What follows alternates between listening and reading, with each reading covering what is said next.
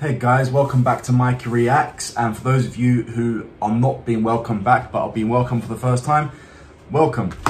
Today we're doing a really interesting reaction. It's actually a bit of a longer one and it's more historical, but it's I think it's an analysis of why the title is why these two American soldiers couldn't relate to each other after World War II, the forgotten divide. So I believe this is detailing the difference between those primarily Marines and some army who fought after the end of after VE Day in the Pacific versus those who fought on the European continent, on the European front. So yeah, their experiences were vastly different because they were fighting two vastly different enemies, the Japanese and the Germans, although both brutal and both conquering nations, or both empirical nations. Were vastly different in their cultures and the way they conduct themselves during war. I mean, of course, there are some similarities, and of course, when you look at war crimes, but I believe you can see war crimes being committed across the globe at that point. Of course, much more in the hands of the Japanese and the Germans as opposed to anyone else, theoretically speaking, or in recorded history. But this can be a really interesting analysis of this. It should be very interesting for those of you who are interested in history. I'm getting far more. No, when I say I'm getting far more interested in history, I've always been vastly interested in history. In fact, my World War II knowledge is actually, World War II is actually my favourite subject to learn about. I actually read a ridiculous amount of books. I think up to this date, I've read books on D-Day from 7 different authors, because I want to get a different perspective, including all the books that were spun off from Band of Brothers, etc. Yes. So we're going to really get into this and see what it's all about. For those of you who like these more historical reactions, let me know down in the comments. I'm actually going to probably create a little, not a side channel, but a little sort of episode stream, little series on this channel of reacting to historical content and maybe talking about it. At the moment, I'm reading a really interesting book about the Russian Revolution and Civil War, which can tie into this as a pretext to the Second World War, of course, but this is more about American troops who fought on both continents. So let's see what this is all about. Don't forget, guys, if you enjoy this kind of content, leave a like, subscribe to the channel, hit the notification bell so you don't miss out. And if you want to see some more of my political thoughts and historical thoughts in more depth and detail, head over to Patreon. The link is down below in the description. It's only $5 per month.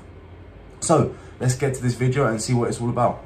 They say those who were really there never talk about it, but this isn't always the case. Eugene Sledge and Robert Leckie lived through experiences that many of... So, those of you who have watched Band of Brothers and the Pacific will know who both... Oh no, Eugene Sledge isn't from Band of Brothers. No, Eugene Sledge was in the Pacific. They were in the Pacific, so, and Robert Leckie, yeah, both. And I'm sure they're going to talk about some other people from Band of Brothers as well, since they've already referenced those people who the characters were portrayed in the Pacific. Cannot even begin to comprehend, and wrote acclaimed memoirs that give us a glimpse of what really went on in the Pacific. In Europe, George Wilson fought from Normandy to Germany with F Company 22nd Regiment, making it out alive when so many of his comrades did not. His autobiography, If You Survive, is a valuable document of... I'm gonna, if any historical books actually are mentioned here, I'm gonna write them down. I always have a list of books that I'm about to buy or that I need to buy next. So what I tend to do is I'll probably buy 5 at a time. Once those are I've read, I will go shopping again and I'll buy those. I don't like to use the library, primarily because I like a brand new book. First of all, I like to own it as well. I like to have a documentation of the books that I've read in a bookcase. I think it's going to be extremely valuable as well, because I'm planning on teaching my kids everything that I know about history. I think learning about history is such a valuable and important thing, and it really brings you as a well-rounded human being, and it could really lead you into different paths. I never went down the path of studying history at higher education. I instead chose law, which to a certain extent is a mirroring of history, because you learn about why certain laws are created and what their value is. And I couldn't find a course that taught me primarily. I was looking at primarily military history. That is my primary that's my primary interest. When I think about history, I think about it in wars, if that makes sense. Does that make sense? So I'm very interested in reading about the Weimar Republic after the First World War in Germany, but far more interested in reading about the First World War that caused it and the Second World War which it caused, if that makes sense. So If You Survive.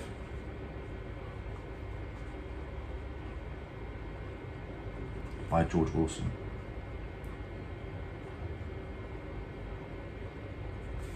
Quick question to you, all you guys, before I continue. Actually, two questions. Given the choice, would you have preferred to have fought in the Pacific Theatre or the European Theatre? On that note, if you had chosen to fight in the Pacific Theatre on D-Day, would you have preferred to jump in to Normandy or storm the beaches of Normandy? Let me know down in the comments. I'm very interested to find out. Struggle and suffering in the European campaigns. There's no right or wrong way to process trauma. Some opt to share their experiences, others try to forget them. Sledge, Leckie, Wilson, and the millions of other Americans who returned to their homeland after 1945 would have had a great deal in common. All had made sacrifices, put their own lives at risk, gained friends, lost friends, and served in the uniform of their country. But there would have been differences too, real differences. World War II was exactly that, a world war. While George Wilson served in Europe, Sledge and Leckie would have been in action on practically the opposite side of the world. So I want to add to that. When people say that World War is a world war, it really was. And what you're taught about in school, if you're ever taught it in school, which unfortunately is happening less and less now, you talk about the European theatre, you focus a lot around D-Day, maybe you talk about Dunkirk, but Dunkirk's pretty forgotten. And what's also forgotten that Dunkirk wasn't simply just an evacuation of troops, British troops, from France. What actually happened, Dunkirk, British troops made it all the way through to Belgium. Were really making headway until Hitler's offensive through Belgium, through the Ardennes. The initial offensive through the Ardennes, not to be confused with the Battle of the Bulge in 1944/45. What you don't really talk about is not only was it going on in the Pacific with the Americans island hopping all the way to Japan, eventually ending with the 2 atomic bombs at Nagasaki and Hiroshima, but what you don't hear as well is the Chinese fighting the Japanese on their home turf. You don't hear about the invasion of Greece very often. You don't realise that actually Greece was involved in the war. You don't hear that Turkey was neutral, but also supporting, theoretically, the Axis powers. You don't hear about global wars, global small wars that continue to go on, such as the Spanish Civil War, which, although was not really involved in the larger Second World War, was really about the same thing. It was fascism being fought, essentially. So let's carry on. Sorry, I'm only 1 minute 17 into the video, and I've already taken up 8 minutes of your day, or 7 minutes of your day once I edit this. This divide of thousands of miles, the campaigns, the locations, the enemies, and the objectives that each faced would have been barely recognizable. All of these men would have suffered immense trauma and experienced things that shook them to the very core. The nature of this trauma would have been very different. In essence, there were 2 types of American soldiers: those who fought in Europe and the Mediterranean, and those who fought in the Pacific. Very few would experience fighting in both theatres. This is why after 1945, after victory in Europe and victory over Japan, these 2 American soldiers would have found it difficult to relate to one another. That's not entirely true. Of course, as you know, it was done on a point system. Yeah, maybe how many times you've been wounded, how many Purple Hearts you received. But if you didn't have enough points to go home after VE Day, there was a chance that you would be sent to Japan. For example, the 101st Airborne were going to be sent to Japan, and then miraculously, by the grace of God for them, VJ Day was announced. It's not a case of who had it worse or who suffered the most. It's simply a divergence of experience, a trauma divide that impacted an entire generation of young Americans. This is our topic for today as we look at just how this trauma divide was formed and examine the terror of conflict through 2 very distinct lenses. For these young American soldiers, the idealism and naivety of youth would have been stripped from them in the most violent of ways, Oh yeah. never to return. Oh yeah.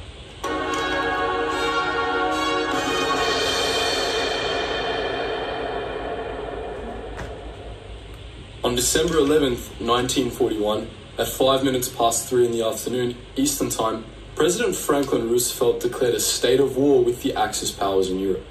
Senator Tom Connolly was at his side, watch in hand, recording the exact time of the declaration. The Americans had entered the European theatre. Up until December 1941, the United States had maintained a policy of neutrality. While nominally on the side of the Allies, the US had stopped short of actually joining the conflict and directly forbade its servicemen from operating in foreign militaries. Yeah, but they were also operating the Lend-Lease program, which was really beneficial to primarily the Soviet Union and the UK, actually.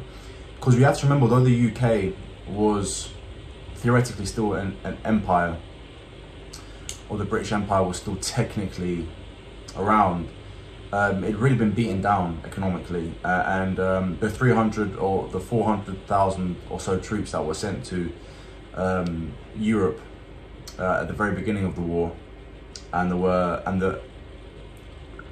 were really all of its army. The 337,000 that was saved at Dunkirk, if they weren't saved, that was the end of the war for the UK. There were some exceptions. America had secretly supported Chinese air units in the southwest of the country, providing men and material to defend China against a potential Japanese invasion of Burma, and the Flying Tigers were already operating in this region even before a formal declaration of war. Despite this, the USA's outward face was one of peace, of isolation. Yeah. This all changed on December 7th when the Japanese attacked Pearl Harbor. War was declared immediately, and war on the Axis powers in Europe followed only 4 days later. But these two declarations were very different. Japan had attacked the United States, sunk its battleships, and killed almost 2,500 of its citizens. Yeah. This wasn't necessarily the case with Germany. Other than a few isolated U-boat attacks, the United States had been mostly left alone by the Axis forces in Europe. Hitler was caught off guard by the Japanese attack on Pearl Harbor. He hadn't expected such a bold move from his Asian allies. He was surprised, but impressed, perhaps a little too impressed. Hitler felt that a swift victory in the Pacific, executed by Japan's formidable armed forces, would leave the Japanese free to put the squeeze on the Soviet Union from the east. So, on December 11th, 1941, Hitler overestimated his Japanese allies and declared war on the United States. Roosevelt had no choice but to follow suit with a declaration of his own.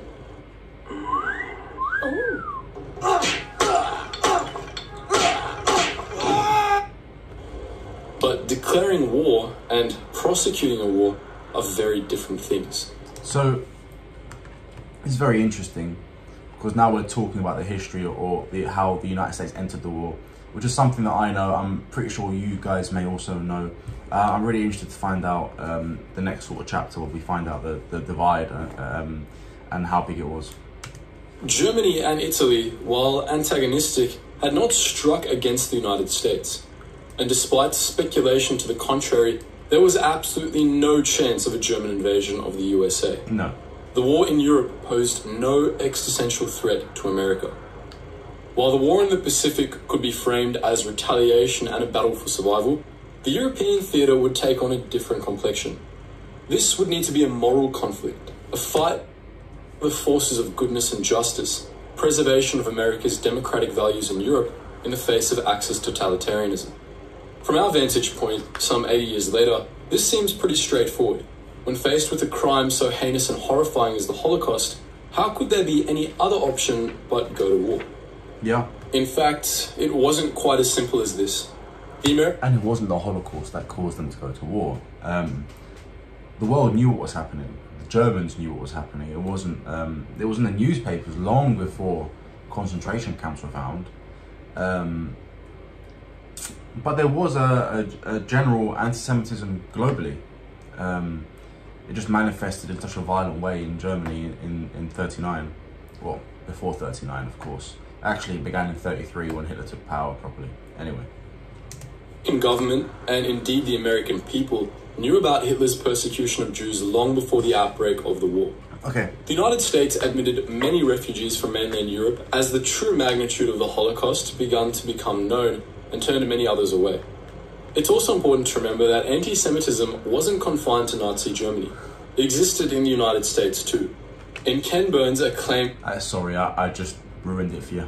documentary, The US and the Holocaust, he describes how the United States government was reluctant to overplay these moral aspects of American involvement in the war, in fear that the American people would not consider ending the plight of European Jews to be a worthwhile cause. It wouldn't be until the liberation of the concentration camps in the spring of 1945 and the harrowing newsreel images of human beings pushed to the very brink that the American public truly confronted the reality of the Holocaust and what this meant for humanity. There's a famous photograph taken just after the liberation of the Netherlands in 1945 of American soldiers walking hand in hand with a line of tiny Dutch children. The children were not more than 4 or 5 years old, wear the long laid tunics that are traditional in the country, white bonnets, caps spelt with a K on their heads, and wooden clogs or klompen on their feet. For the American GIs, this would have felt very different to what they were used to back home, where kids wore more modern dresses and trousers and leather shoes or plimsolls of canvas and rubber. The American troops in Europe would have had something of a culture shock. The linguistic boundaries in France, the Netherlands, Belgium, and Italy would have been difficult to overcome, and the towns and villages they passed through would have been worlds away from those that they'd left home in Nebraska, Missouri, Texas, or California. And yet, at the And these were young working men. Young men who probably never left the state, let alone the country. So big. time, not so far away.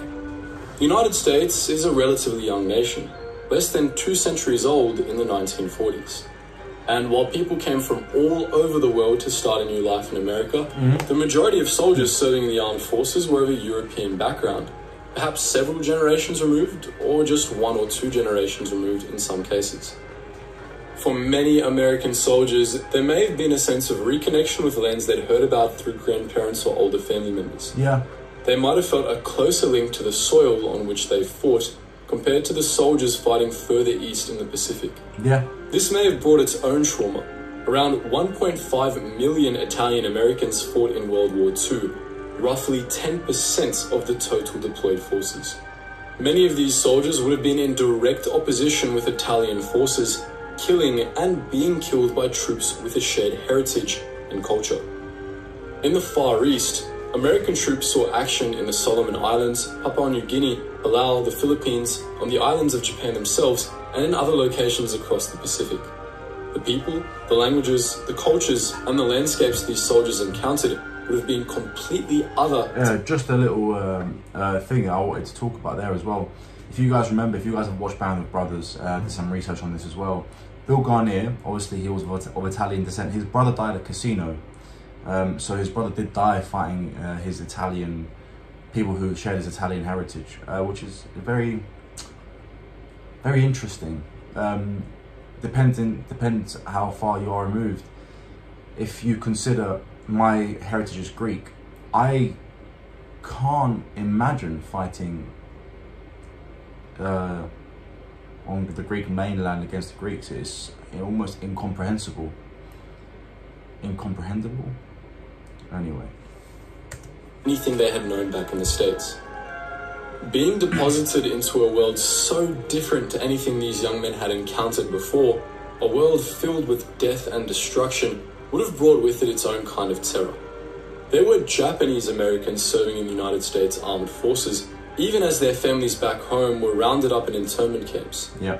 33,000 Japanese Americans served during the conflict, many in Europe, with others acting as translators and interpreters in the Eastern theaters. Around 800 would give up their lives in an American uniform. But for the majority of American soldiers in the Pacific, this would have been a bewildering and frightening world. Whether this made it easier to compartmentalize the trauma on their return home, to file it to one side as something that happened long ago in a location far, far away, is unclear. What is clear is that soldiers in Europe and soldiers in the Pacific experienced the horrors of war in their own ways. Yeah. Each no less legitimate and horrifying than the other, but unique and distinct. When American troops landed on the beaches of Normandy with their Allied comrades in 1944, it was June. By the time the offensive and the war ended, it was almost a year later. Yeah. This meant that troops faced a winter at the front, and winter in Western Europe can be severe. Few events encapsulate the misery of winter 1944 to 1945, like the fighting that took place in the Ardennes, Belgium, in December and January. Here, the interesting story. I've been to the Ardennes, and we went in October, so it wasn't quite winter. It was raining miserably though. But we travelled to Bastogne, and as you know, the Battle of the Ardennes was essentially to push the German troops back and retake the town of Foy, which was the job of the 101st Airborne Division. And if you walk the walk from Foy, no, not from Foy, from Bastogne to the Ardennes, where the American positions are, the first thing you will notice is a monument to the 101st Airborne with the Screaming Eagle plaque. And then you continue to the Ardennes, and you can actually find yourselves in, if you know your history, you know sort of how to navigate the land, which thankfully I do. We found the American positions quite easily. And the most impressive thing is these foxholes were dug so deep in the Ardennes to protect the Americans from the German 88s, the howitzers, that they're still there. The foxholes are still present. Some are obviously a little more shallow than they were. Some are just as deep as you would imagine them to be, and they are still there. And it's really, really impressive. You can sit in a foxhole, as members of the 101st Airborne did, and you can overlook the town of Foy. You can really see what they saw. The tree line has changed ever so slightly in the last 75 to 80 years, but it's visible. But Foy is just about visible, and you can see what they were looking at. The advance had halted on the frontier of the German fatherlands. They dug in. Disheartened by the failure of Operation Market Garden in the autumn, the Allies became content to chip away at the Axis lines with tactics not dissimilar to those seen in the First World War. But the German forces had other ideas. Despite disagreement from a number of generals, Hitler ordered a huge counterattack. This would become known as the Battle of the Bulge, named for the enormous dent the Germans made in Allied lines. It would eventually go down as an Allied victory, but this victory would come at a significant cost. Oh yeah. Allied forces sustained some 75,000 casualties, with around 10,000 killed or missing in action. Yeah. Germany would suffer up to 120,000 men and tons of material, losses that Hitler could ill afford. The traumas experienced in those 31 days of fighting and the stories of heroism and sacrifice are too extensive to list here. We've covered some of these in previous videos, and we'll certainly be talking about others in the future. Instead, we're going to focus on one specific aspect of this clash: the conditions. The conditions were nothing short of brutal. Yeah. Icy roads made logistics and resupply difficult. Tanks and trucks skidded off icy roads or just froze solid overnight. Blizzards and freezing rain made coordination almost impossible, while fog and winter storms rendered air power largely useless for long periods.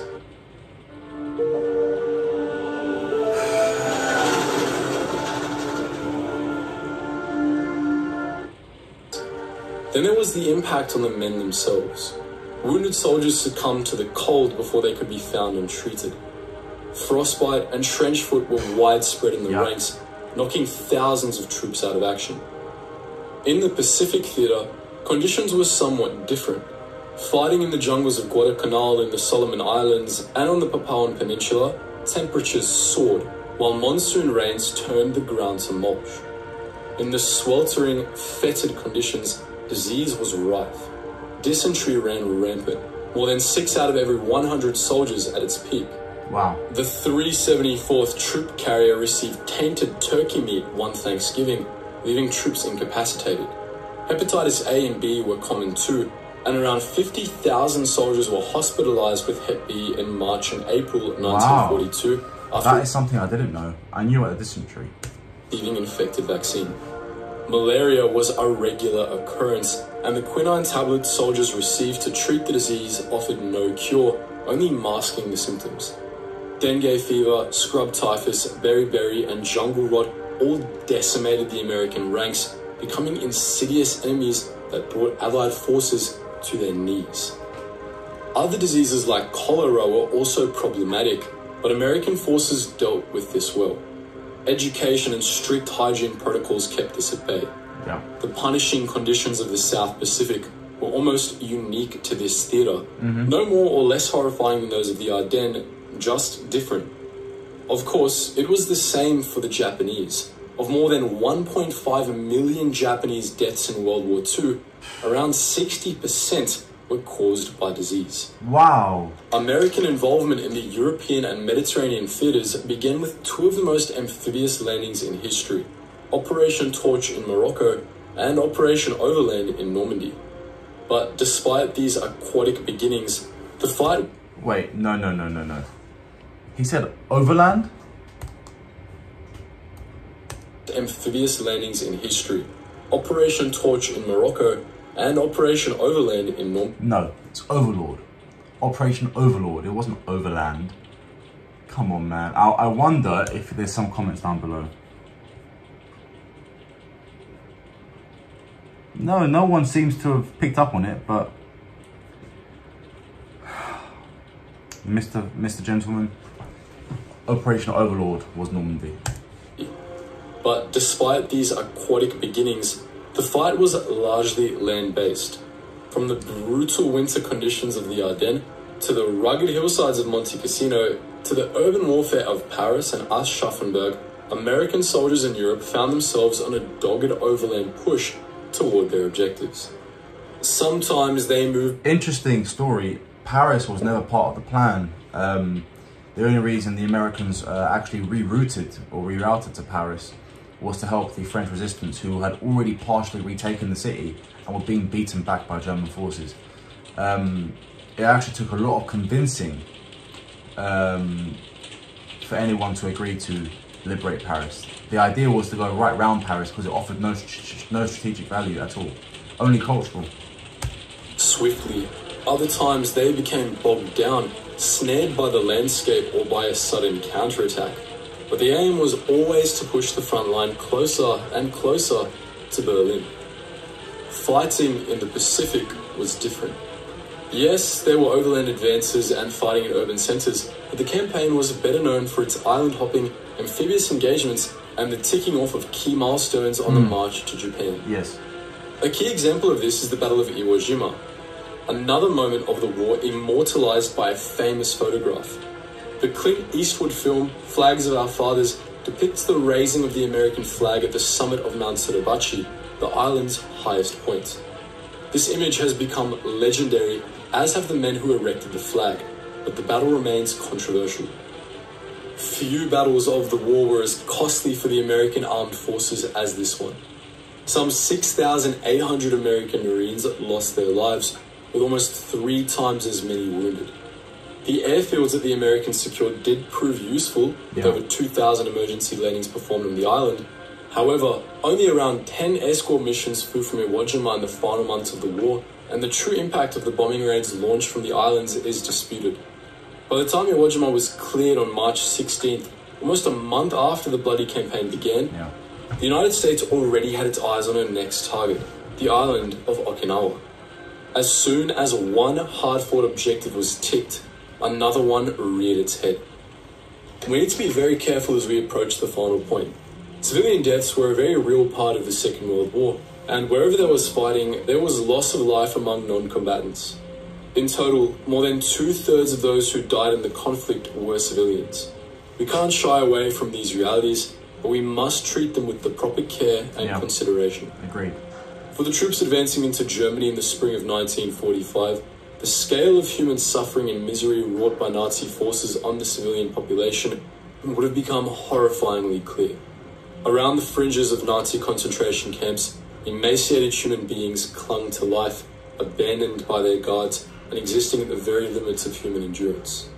Behind these still living human beings, evidence of what had taken place here, gas chambers, mountains of stolen possessions, shoes, glasses, baby clothes. The images of these industrial facilities of death and suffering would become part of the cultural fabric of the Second World War.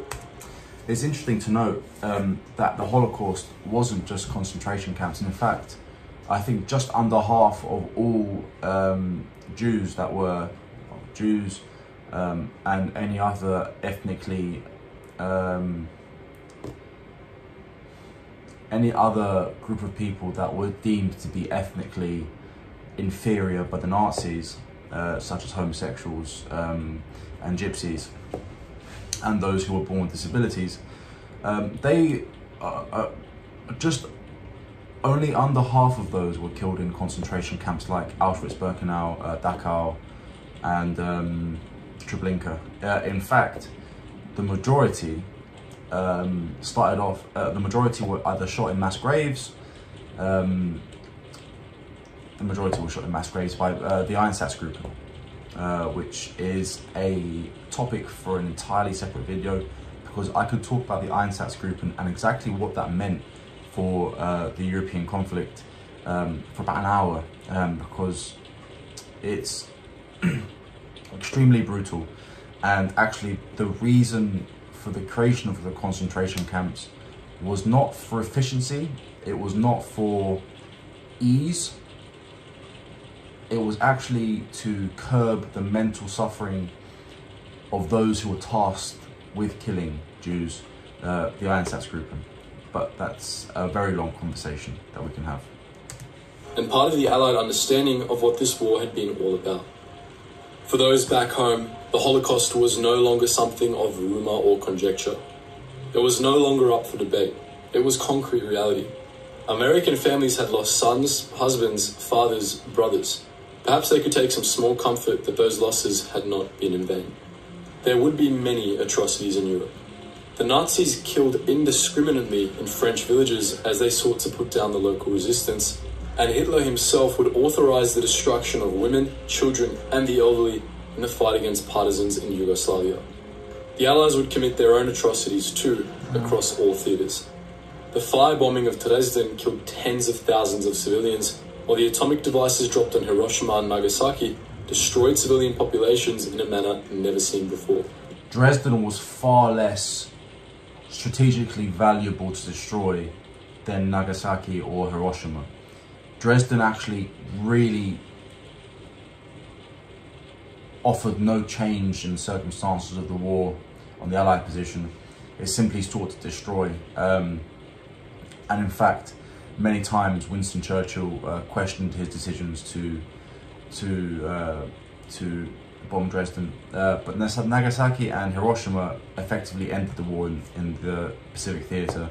So you have to balance good versus bad, I suppose.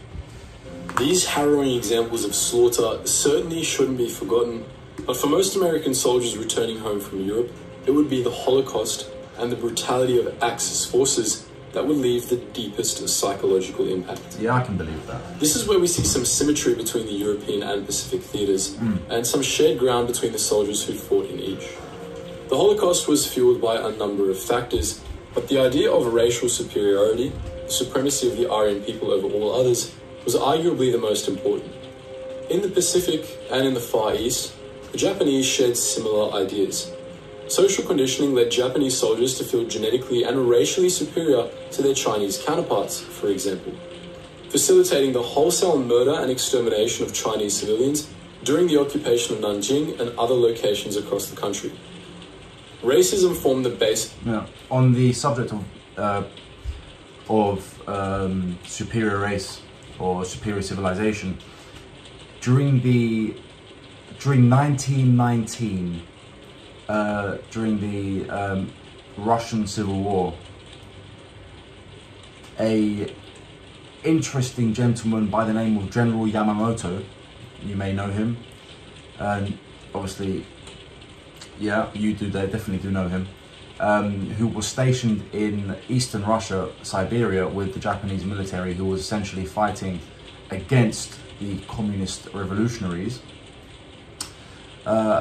Spoke to a American general, and he said, in 15 years the world will be needing to speak Japanese, otherwise they will not be able to keep up with Japanese progress.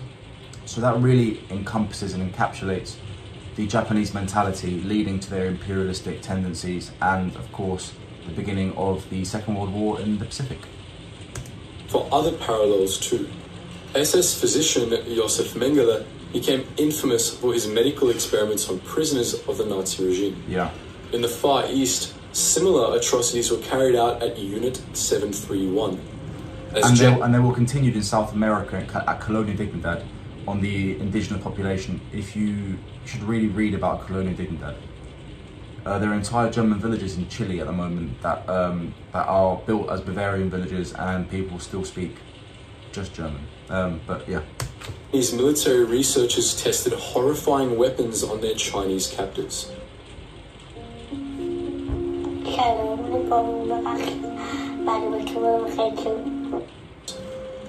From an American perspective, there may have been differences in terms of visibility. American troops may not have witnessed the atrocities in China directly, and may not have understood the scale of Japan's own genocidal programs until later. Yeah. They would, however, have understood the brutal treatment that faced Allied POWs in Japanese camps across Eastern Asia, and they would have seen the way in which local populations were slaughtered and brutalized across the region. Yeah.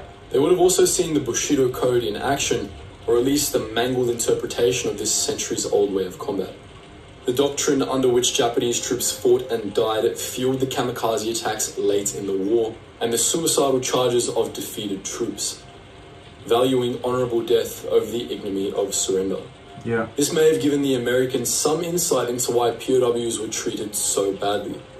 Under this doctrine, surrendering troops had brought shame upon themselves and had given up their right to human decency and dignity. More than this, though, such ways of fighting would have left immense psychological scars on those who encountered them firsthand. Oh, yeah. This was never about quantifying tragedy or pitting one form of trauma against another. No. Instead, what we're trying to do here today is better understand the trauma divide that existed between soldiers returning to America from Europe and from the Pacific. These soldiers experienced two different wars within the same larger conflict. The trauma was intense in both cases, and unique to each theatre. Over time, we hope, these scars may have faded, become a little easier to manage and deal with. Some soldiers put their experiences into words, either in books and TV documentaries, or simply in stories they told their families and friends in the decades following the war. Others kept them locked away, preferring to repress these memories rather than relive them.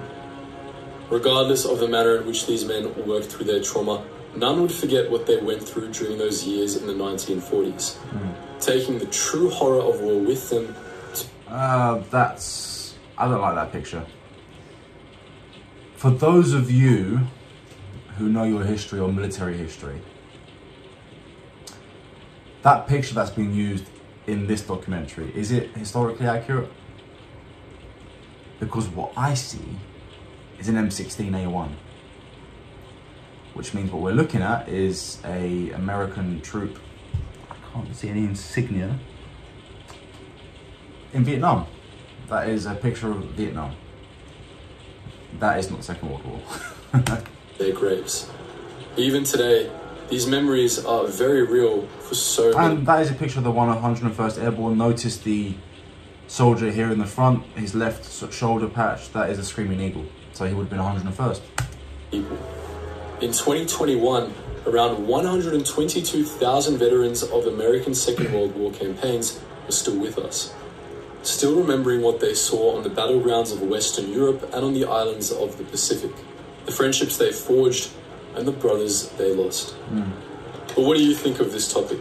How did surviving soldiers process the horrors they endured and go on with their lives after the war? Let us know all that and more in the comment section below. And as always, guys, thank you. Yeah. I mean,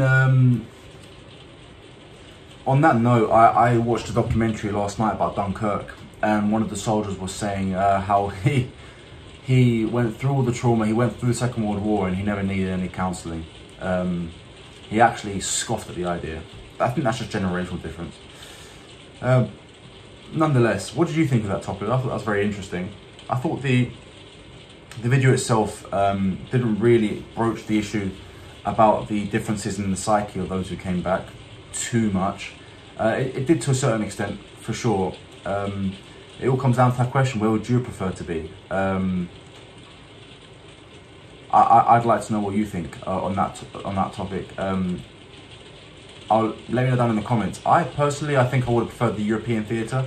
and I would prefer to be airborne as opposed to storming the beaches of Normandy. Now, saying that being airborne and landing before the D-Day landings actually occurred on the beaches would have been terrifying, being behind enemy lines, but I suppose it's more covert, and that's the job. Anyway guys, very interesting video, very informative. Let me know if you like this topic and you want to see some more topics like this. Don't forget to like and subscribe if that is the case, so you don't miss out on any new videos, and hit the notification bell so you don't miss out on any new videos.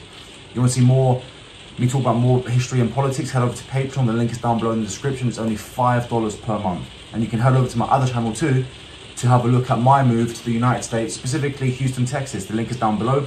It is Mikey's American Dream, so head over there. Thank you very much. Don't forget to like and subscribe.